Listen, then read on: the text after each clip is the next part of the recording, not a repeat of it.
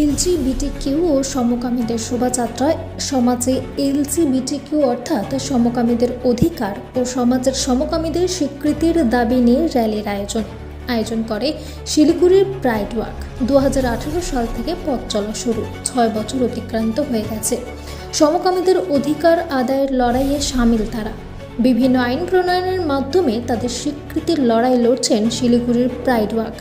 শহরের সাধারণ মানুষকে সচেতন করার উদ্দেশ্যে আজ এই শোভাযাত্রার আয়োজন করেন তারা। উক্ত শোভাযাত্রা শুরু হয় শিলিগুড়ির মহাত্মা গান্ধী মোড় থেকে। এই শোভাযাত্রা শেষ হয় বাঘাযতীন পার্কে। রঙিন পোশাকে সুসজ্জিত এই শোভাযাত্রার নজর কাড়ে শহরবাসীর। এই বর্ণাঢ্য শোভাযাত্রায় প্রত্যেকের হাতেই ছিল দাবি দাওয়ার প্ল্যাকার্ড। এলজিবিটিকিউ এর বিভিন্ন দাবি দাওয়া নিয়ে তাদের সংগঠন আগামীতেও নানান কর্মসূচি নেবে বলে জানান সদস্যরা। এবং এটা শিলিগুড়ি প্রাইড ওয়াক প্রত্যেক বছর আমরা বার করি। এটা শিলিগুড়ি প্রাইড ওয়াকে আমরা এসেছি সবাই।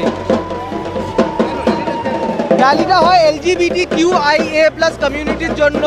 আমরা আমাদের রাইটস ডিমান্ড করছি সরকারের থেকে, যাতে লেজিসলেটিভ, এক্সিকিউটিভ এবং জুডিশিয়ারি সবাই যাতে আমাদের জন্য লজ বানায় এবং আমাদেরকে সেভ করে এবং আমাদের পার্সোনাল লজ দেয়, এটাই আমাদের ডিমান্ড।